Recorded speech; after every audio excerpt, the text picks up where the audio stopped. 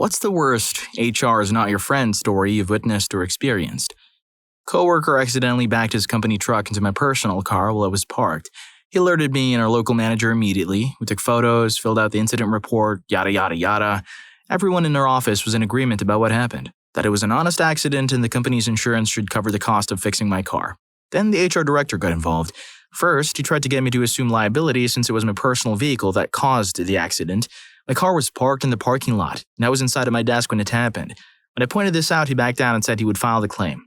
Next, I got a call from a hostile insurance adjuster from my company's insurance demanding that I provide my insurance information or they would be pursuing legal action. It turns out the HR director had filed the claim saying that I had run into the parked work truck with my car and tried to flee the scene but was witnessed by a coworker who reported me. I informed the adjuster what had actually happened and emailed her the photos and signed incident reports and witness statements that we had filled out, and she changed her tune pretty quickly and said she would get back to me. The next day, I got a settlement agreement from HR asking me to accept $1,100 for repairs and to sign a form releasing the company from any further responsibility. I had only just dropped my car off at the body shop and hadn't even gotten the estimate back yet. I declined and was told that I either had to accept their offer or be out of luck. At this point, I reached out to my own insurance and told them what had happened. As I went through the sequence of events, I could hear my agent getting almost giddy about all the blatantly illegal tactics HR had tried on me. In the end, they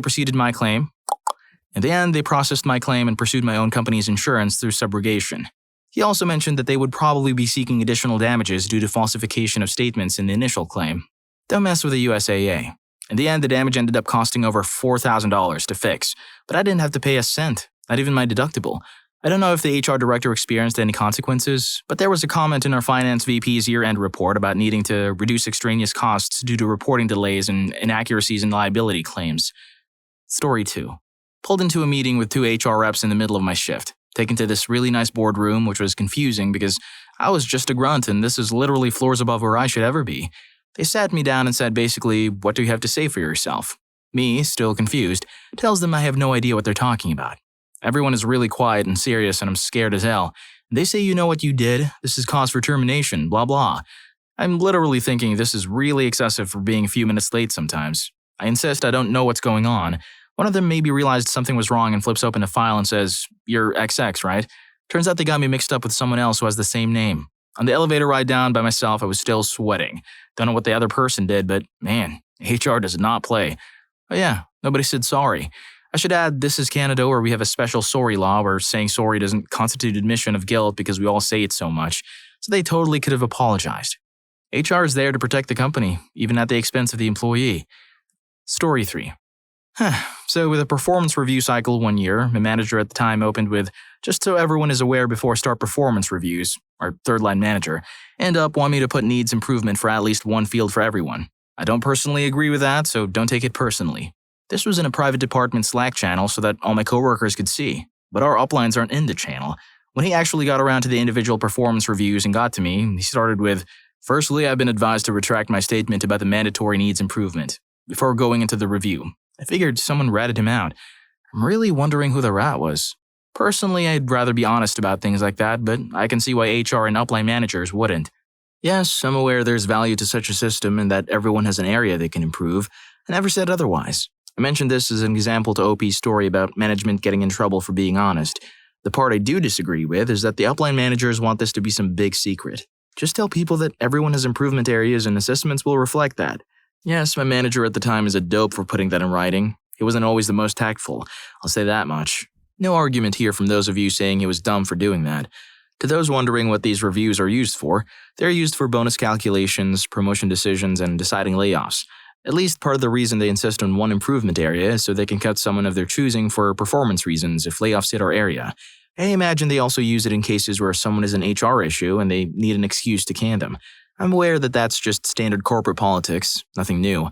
Bonuses and promotions aren't too affected in practice unless you have multiple needs improvement areas or your improvement area is something critical to your job, because everyone has at least one. It becomes more a question of your ratings in areas critical to your job.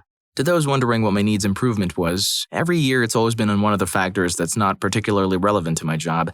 I've always gone meets and exceeds in the factors that actually matter for my day-to-day job. Story 4. I asked my boss for a desk phone with a speakerphone function because sometimes I need it at work to conference people on the phone with people in my office. We had these old yellow phones. So he told me to make a request to him and CC our office manager, and he'd send it to the HR department of our region via email. So I put forth a nice email outlining what I'm requesting and why I need it for HR's request. My office manager replies all and asks HR, insert my name here, request, should I order the phone through the same channels I've used before or is there a new policy?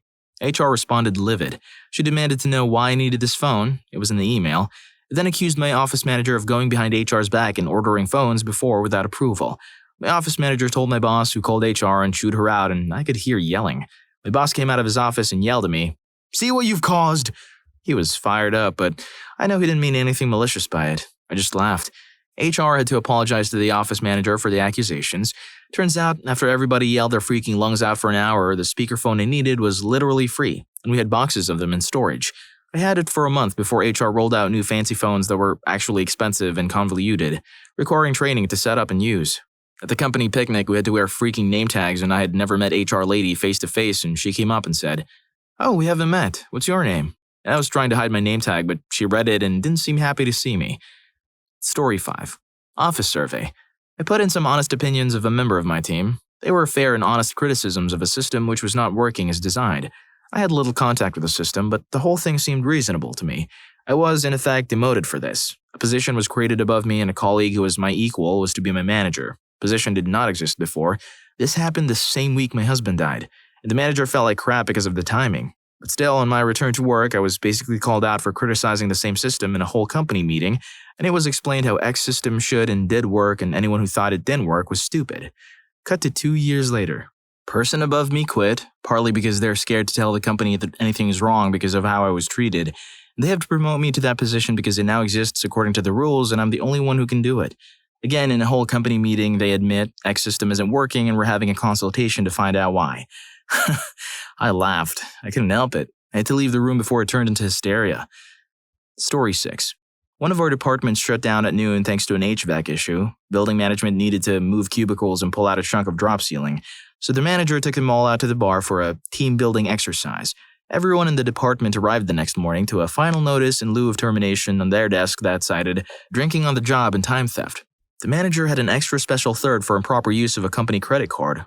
None of what they'd done was against company policy, so the manager's boss, a vice president, called HR and told them to back whatever newbie had written them the hell off. HR instead forwarded over a brand new policy manual and told the VP to make sure all the write-ups were signed and returned by the end of the day.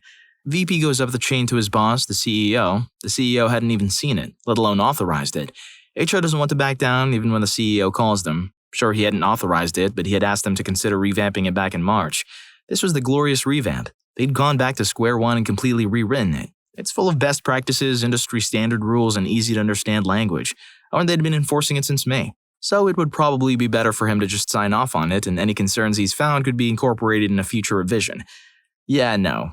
The CEO didn't make it past the first page before finding a contract law violation. Page 3 had a federal labor law violation. Page 4 would make the NLRB angry, and the section on PTO would get them sued 6 ways to Sunday. The head of HR was asked to resign. When she refused, she was fired. I'm sorry, but who the heck tells the CEO no? If you agree that the HR lady set herself up for failure at that point, then don't forget to hit that like button and subscribe to my channel. Story 7.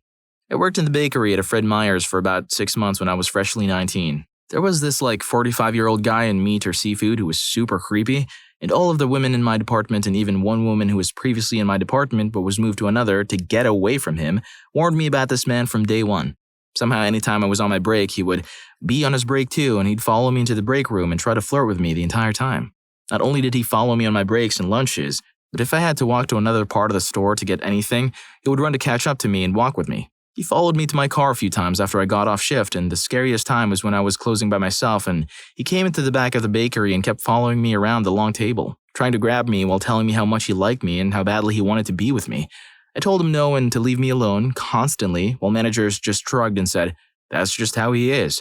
My boyfriend threatened him when he got off work one time. Hell, even my father came in and threatened him because no one was doing anything. The final straw for me was one night when I was closing alone again. He came into the back area and followed me to the freezer and tried to kiss me, and he grabbed me. I pushed him and freaking ran to the closing manager who also functioned as HR. He said he'd watched the store footage and talked to me the next day. Next day comes and he pulls me into his office and says that he saw the video and saw this man stalking me inside and outside of work and that he talked to him about his behavior, to which the man responded that it was just a misunderstanding. I replied that this has been going on for months and I wasn't going to take it anymore, and he just had the freaking nerve to tell me that he just does this to all the new girls. As soon as another girl gets hired, he'll leave me alone. I told him he was a jerk and quit on the spot. Turns out the creep was the brother of the store's owner who had been to jail in the past for that type of crime but was now cleaning up his life. Story 8. One coworker is known to be a general screw-up. She would generally hide it by being nice and on every social committee, and she recently changed departments for a promotion. Her manager would cover up her crappy work because of fear of someone on the same committee as her in legal, or dump it back to us. When the manager tried to transfer her back, the head of her previous department works for legal and spoke glowingly of her and wouldn't take her back, so her manager quit for another job. While the new manager was also promoted for another department. Got it apparently by saving the company a lot of money cutting useless crap in his department. It is all about the process that leads to results. He doesn't give a crap about typical work hours. You can set your own schedule just as long as things work, and if it doesn't work, he needs an explanation of why it doesn't so he can help fix it. There's a rumor that he's autistic or something because he's really unflappable and believes people when they tell him about things, to a fault. She just wasn't doing any work. The work was terrible and full of errors.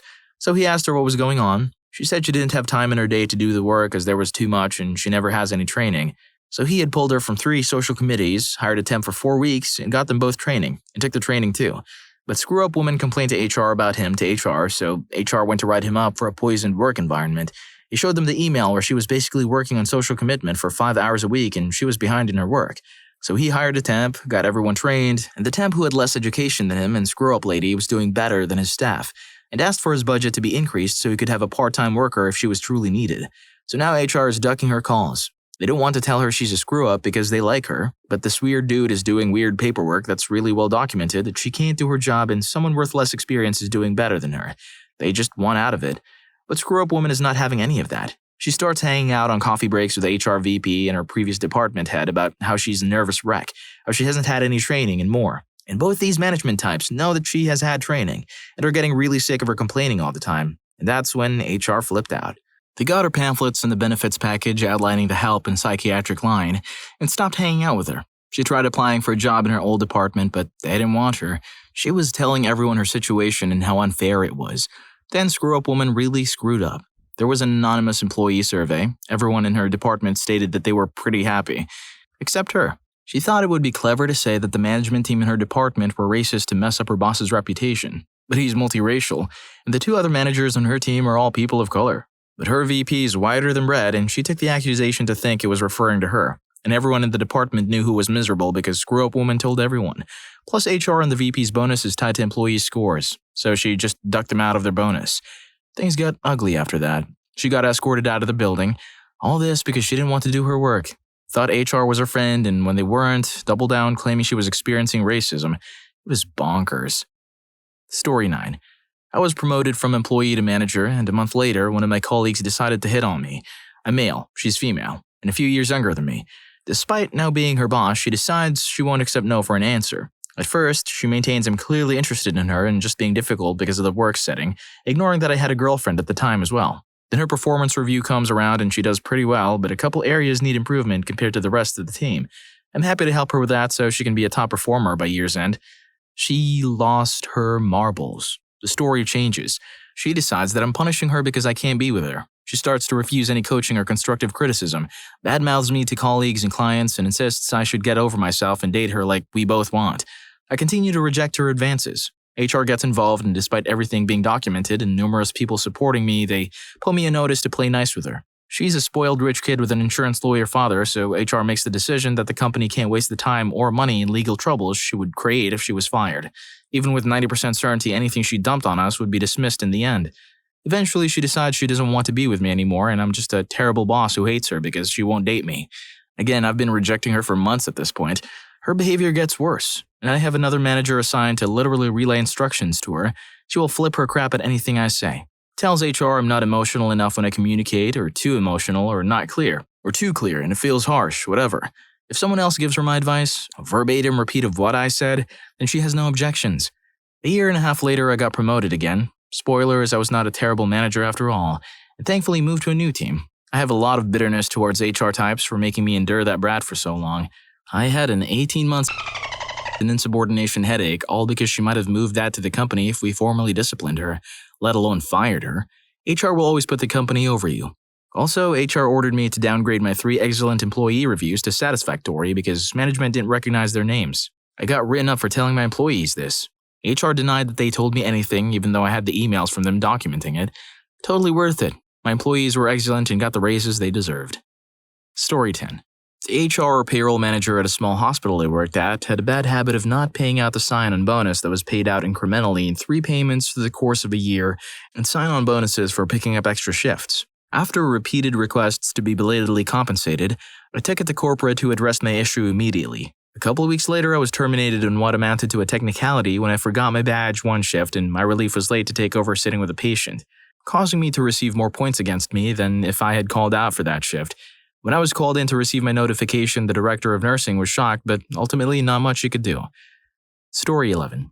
Overall, I've been able to get along with HR departments with one exception. I was working a help desk job for a company during college, and the head of HR called in for help. He was making an Excel spreadsheet and couldn't figure out how to make a formula do what he wanted. I offered to come take a look as we were in the same building, and he told me I couldn't because the spreadsheet was full of confidential information. So I asked him if he could describe what exactly he was trying to do without giving away any specific info, and he told me that what he was trying to do was confidential. So I clarified that he wanted me to tell him how to do something, but I couldn't see it, and he wouldn't even tell me what it was he was trying to do. At that point, he agreed that I wouldn't be able to assist him since he couldn't divulge anything. As soon as we hung up, he called my boss to complain that I was useless. I hope you enjoyed the video, and if you made it this far, I'm sure you'll also enjoy. What is the most hated person in your workplace and why? Story 2 is wild. See you in that video.